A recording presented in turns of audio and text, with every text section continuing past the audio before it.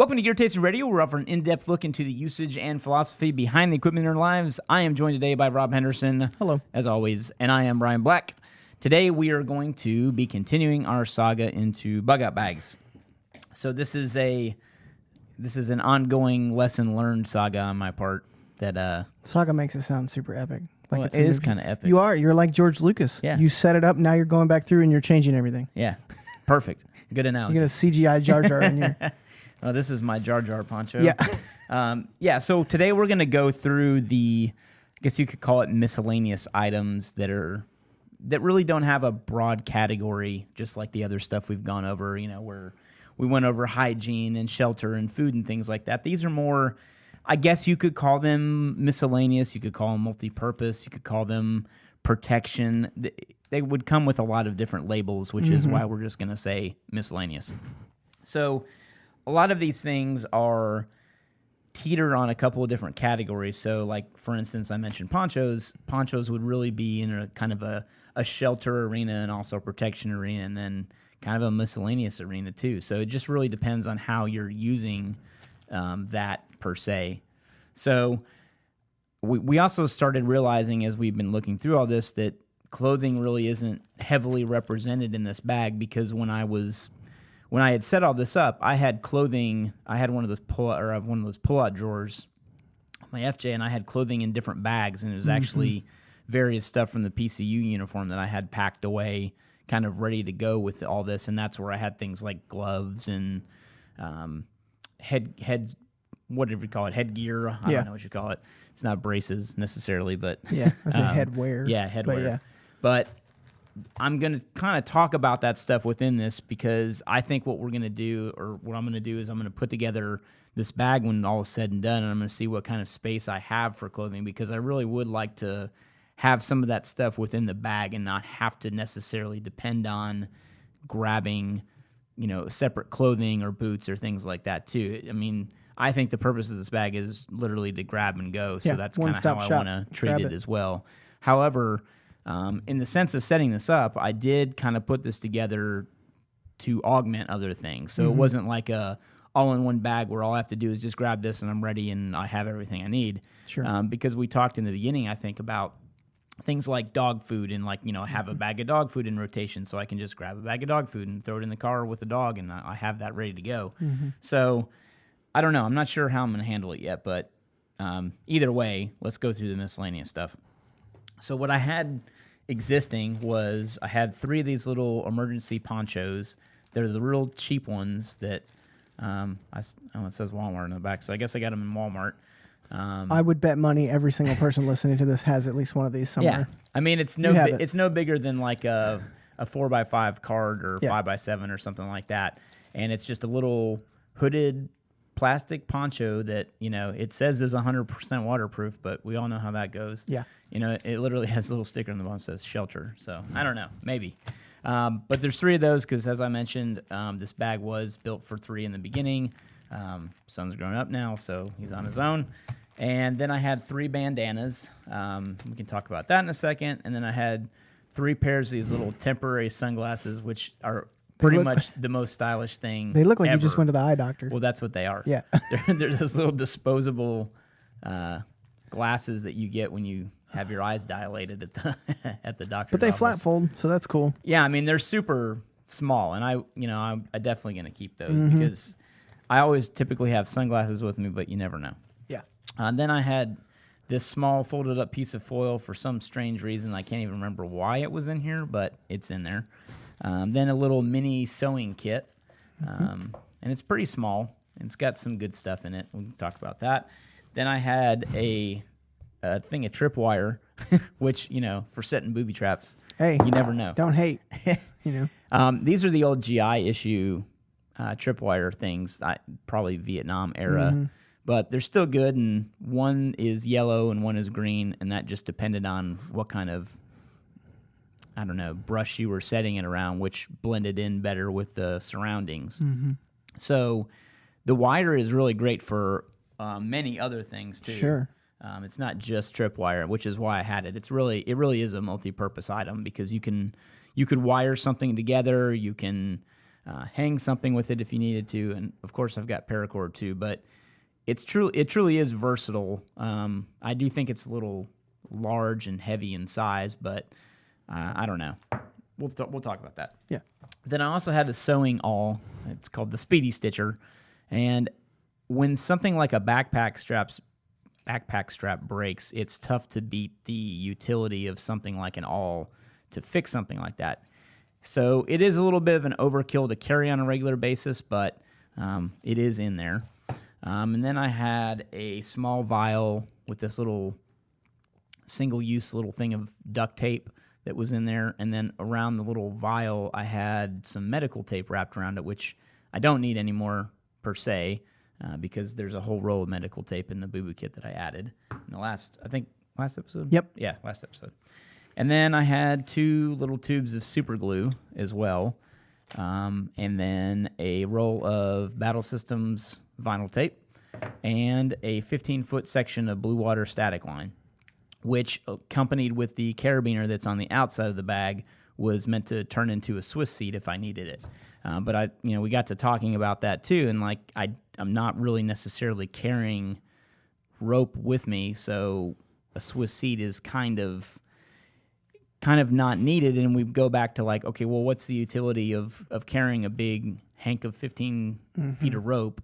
Is there a specific utility for it, or is it just rope to have rope, like Boondock Saints? Yeah, I'm not really sure. So we'll talk about all that, and then I've got some items that I think are important to add and substitute and things like that too. So really starting off with this, I wanted to just kind of see if there was stuff that we were missing in this category that really wasn't represented by other items.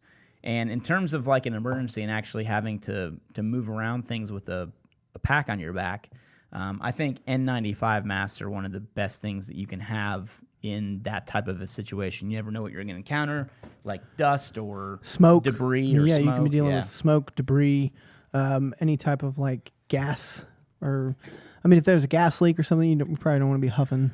And the thing about N95 masks is they're particulate masks. They're not going to they're not going to protect you from smoke and things like that per se.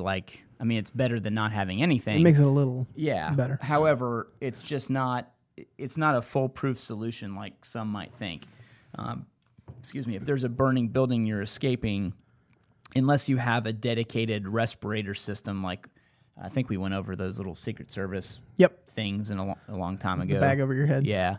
But that has an actual air source attached to it too. There's a little an O2 container that's actually putting O2 into the mask. And that's not filtering anything. Correct. That's just giving you air to breathe. And that's the problem, is that unless you're completely cutting off what is on the outside, you're still going to be susceptible to things even with an N95 mask on. Sure. So, really, it's just more for I'm going through debris, things like pollen and debris and mowing the lawn and stuff like that too. Not that you'd with be your mowing. bug out bag. You know what I mean. So these are a couple of different options we have for N95 masks that we sell in the ITS store, and the reason we sell them is because I think they are important. It's not just because it's an N95 mask and we're trying to make a buck. It's literally trying to provide 2 different solutions with the products we offer. So one is the dedicated large mask that you're used to seeing, which covers half your face, and it's got the little metal piece that you pinch around your nose and the straps that you put around you. And these are better masks, and I did do some research when we started carrying these. These are elastic straps, and a lot of them have these rubber straps that break, especially if you're stowing these in a bug-out bag or for later use. I have gone back to N95 masks, which led me to these, and I've tried to put them over my face and had that little strap snap because it got deteriorated in the heat. So these will not do that, which is why we have those. However, these little temporary ones do have those rubber straps, so these are more of a temporary type use. Therefore, they should be replaced. If you don't want to deal with the hassle of kind of replacing these over time, I would go with the larger format. And the big benefit on those is they fold flat. Yeah, these are super small compared to the other ones. I know you can't really see that, but if you can imagine one of the surgical masks that doctors put over themselves versus one that's as flat as, I don't know, $50 or so in thickness. In length, it's probably, I don't know. Like $8.50. I keep waiting for your laugh. Well, it's just the 'Cause $half. Every time I say thickness or length or something, you're like, You just like of the things to pick thickness. Well, I mean, is like I don't carry $half around with me anymore. it's so. like 10 I don't know. A couple graham crackers thick. I don't know. I would say a graham cracker thick. Yeah. Yeah. Anyway, It's flat. That's the point. it's flat, but it stretches out and turns into something that's very much like the other mask. And too, I've used them. You would think it would not fit very well, but it actually does a pretty good job because of how it opens up. Yeah. It grips your face pretty well. So that's something I think is necessary to include. And I'm not sure which ones I'm going to go with yet, but considering the fact that it was 5 years from the time that I built this bag to now, I'd probably go with the ones that don't require any maintenance, and I won't have to worry about the snaps. Maybe a little more durable. Straps snapping. Yeah. So those would get added. Ponchos, they're tricky. Like, for one, you can't beat the size that you're getting with these in terms of versatility. I mean, I don't need 3 of them anymore. I'd take 2. However, I don't know. It's a fine line because on one hand, I want to just keep frog togs in the bag, but then now I got to keep frog togs for 2 people in the bag. And if you sneeze wrong, you can tear a frog tog. Yeah, true. Also, with these ponchos, you can tear them too. So it's I don't know. Tough. It's a tough thing because we already have a poncho liner in there. So therefore, having a poncho in addition might be a good plan. But however, now I've got a poncho for 1 person, not 2 people. Right. So You what do you do? Huddle? Yeah. You. Well, and so there's also something to be said about the time limit that you're thinking for this bag, because this isn't like you're not living out of this for the rest of your life. Like there's a set specific amount of time, especially based on food, that you're going to have to be out there. So it's kind of like risk versus reward for like, do you think that poncho will hold up disposable for 3 to 5 to 7 to 9 days or whatever? Well, and the other thing too is really I could look at this as if it's a torrential downpour, I just need something to put on to be able to set up my shelter, right? Because I do have a full-on tent, which is waterproof, which is good. So I really just need something to make sure I don't get completely soaked before I can get into shelter, because I'm not gonna, more than likely, I'm not gonna be traipsing through the water. Or through the rain. True. So, well, and there's also something to be said about choosing the clothes you're going to wear when you put the bag on. Yeah. So if you needed to, you could throw on a shell just as a last minute. Same thing for both of you. You could wear like, hey, we have to go out and we don't know what we're going to face. Put those clothes on. So. Yeah, and that would be preferable for sure. So I don't know. The more that we talk through it, I might just stick with these temporary ponchos and not worry about carrying a full-on poncho. Because that poncho is heavy. Yeah, it is heavy. I mean, the GI issue ponchos are. They're nice. Like what? Almost 2 pounds. Yeah, 20-something ounces. Yeah, it's pretty robust. And I mean, I do have a different poncho and that's the thing too that we should say if you don't know, these GI ponchos you can actually turn into a shelter. You can put up a guy line and then drape that over the guy line and stake out the edges or the corners, and actually turn that into a shelter. However, you've still got the environment right there at your feet too. Yeah. So you're not really, it's not a full-on shelter if you know what I mean. More like a little A-frame setup. And then I also wanted to talk about backpack covers, because I think a lot of people tend to default to backpack covers as a way to keep their gear inside of their packs waterproof, and I think it's a bad, it's a bad solution in my opinion, because rain happens, stuff's getting wet. Now you got to take off your pack. You got to look for the backpack cover. Then you got to put it over the backpack, and then you got to put it back on your. It's a complicated process. And yes, if you watch the weather, you should know when things are moving in, and you could just put it over your pack.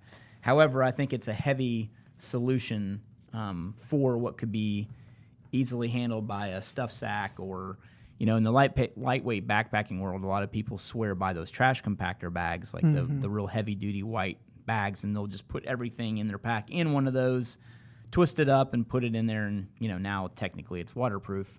However, I go more towards ready-built stuff sacks. I like these Sea to Summit stuff sacks because they're super lightweight.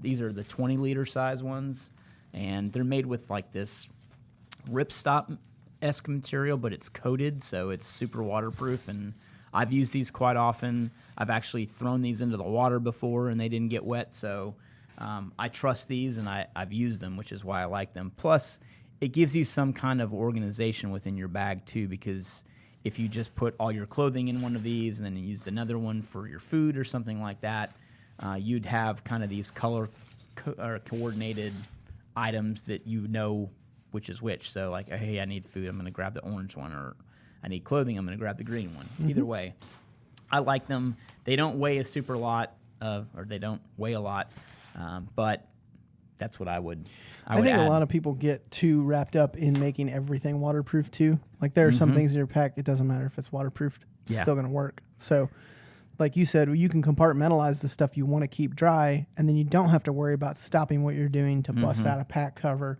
and to get all that done, because you're going to probably put them on rain layers too. So it's like, oh, now I have to put my rain layer on, and then I got to get my pack cover out, and what if the rain starts before then? And Right. Yeah, it's just a mess. Yeah. So that's kind of a little bit of a rabbit hole, but anyway, those are two of the things that I would add: some respirator masks, like the N95 masks, some stuff sacks. I'm probably going to keep the ponchos, so I'll just throw that over there in the keep pile.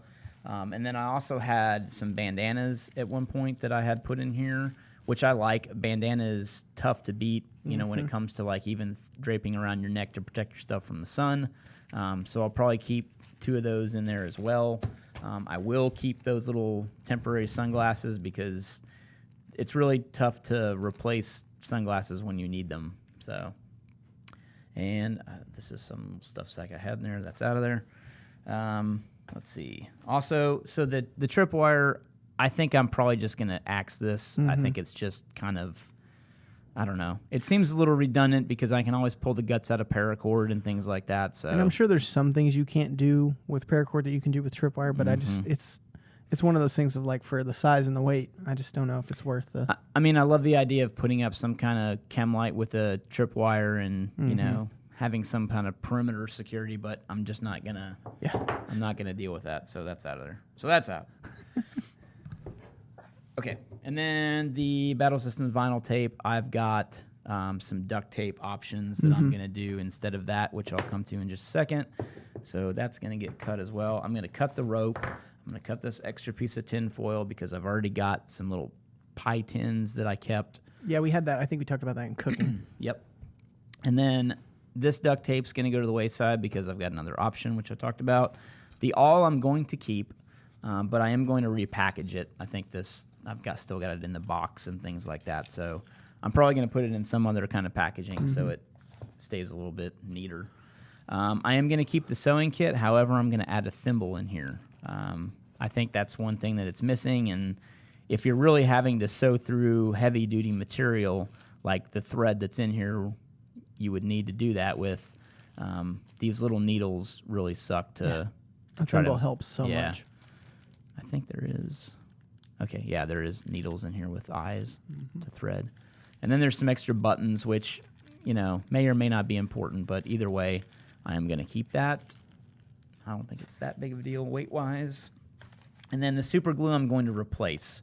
I am going to keep super glue, and I'm probably just going to put it in the boo-boo kit because I think that's where I would use it. I would use it, for a wound or something that I needed to super glue. So even though I'm putting that in the toss pile, I'm going to replace it with some newer stuff.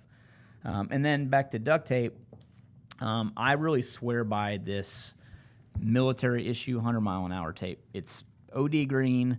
It is the best tape I've ever used in my whole life. It's better than electrical tape. It's better than the Battle Systems tape, which I really like the Battle Systems tape. It's better than any kind of duct tape. Duct tape. Where am I from? Any kind of duct tape I've ever used before, and it doesn't, I don't know, it just doesn't have that stickiness that every other tape has. Yeah, I mean, it's not as prone to meltiness. Yeah, the edge is still sticky, but it's just not the same. Like the adhesive property is really good, but it's not overly adhesive where, like if I looked at this little mini roll of duct tape on the side, it's just like super sticky. Yeah. But I have this little cut down roll of duct tape, which means I just have used so much of it, I've only got a little bit left on the roll. So I'm probably just going to compress that down and stick it in there. I would normally like wrap it around a Nalgene or something like that, but I'm just going to take this little roll and call it a day. Yep. So before, I also have this little kit that I take with me camping sometimes. It's got this little hank of 550 cord. It's got a little patch thing for a tent. Like a little repair kit. Yeah, it is. It's like my little repair kit. It's got a couple of riggers rubber bands. It's got some, what do you call that tape? Gorilla tape. Gorilla tape. And it's a little small roll of Gorilla tape, which that's my second favorite tape. But Gorilla tape even gets a little sticky. And then it's got a little mini Bic lighter in there too, and some Type 1 paracord. So I'm not really going to try to put this stuff into the kit. However, I think I'm pretty much covered on a lot of this stuff. Well, and the cool thing about this, the 100-mile-an-hour tape too, is you're talking about the ponchos, and like if you do get a hole in the poncho, you can quickly patch that with 100-mile-an-hour tape. That stuff does really great for like patches. Yeah, it is really good for that. So, and then I'm not going to take the dedicated big ponchos. Yep. I think I've decided that. Now, I had a bug net because I just wanted to talk about it. I do think it's interesting to take, and if I was having to sleep outside, I would probably put this over myself. Yes. Just to avoid mosquitoes in the face and crap like that. It sucks so bad. Yeah. So it's really lightweight. I'll probably just stash it in there just to have it. And then we talked about like a bandana as like a head covering too. But I really am going to lean more towards putting a couple of hats in there. And I'm not really sure where we're going to do that yet, whether that's going to be more in the clothing section when we get to that. But you know, I would have gloves and a beanie and stuff like that too. So I'm going to save that for either the next one. I think we got comms coming up, and then we're going to talk about putting it all back together inside the bag. So I'll probably leave the clothing element for when we actually get all that situated.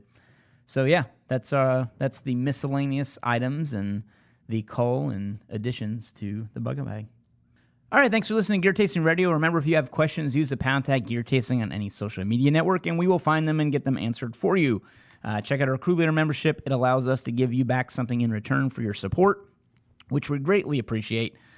Just want to mention, too, the items that we went over in this episode. Check the episode intel either in the YouTube video that you may be watching, down below in the description, or on the website. We have info on all these pieces of gear that we talked about, too. So we've been amassing all that info in the article too, so you have links to all this stuff that we're talking about. And then also, if the Crew Leader membership is not for you as a way to support us, we would even love just your review on Apple Podcasts. It helps the show grow and allows Apple to show us around to more people, if you will. More people see the podcast, and they will check us out. So thanks for listening. We'll see you next week.